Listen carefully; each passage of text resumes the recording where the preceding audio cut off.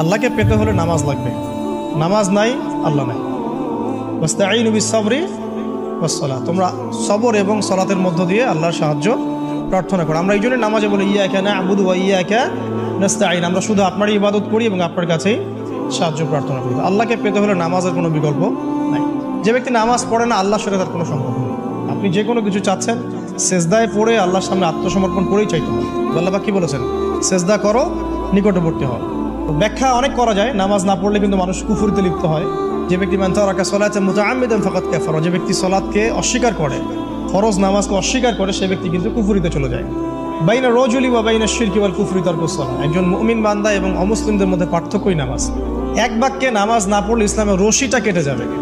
মুআয বিন জাবালকে নবী সাল্লাল্লাহু আলাইহি ওয়াসাল্লাম বলেছেন, কেউ যদি সালাতকে ইচ্ছা করে ছেড়ে দেয় সে ব্যক্তি আল্লাহর জিম্মেদারি থেকে মুক্ত হয়ে যাবে। তার উপর আল্লাহর কোনো জিম্মাদারি নাই, আল্লাহর নিরাপত্তা জিম্মাদারি থেকে সে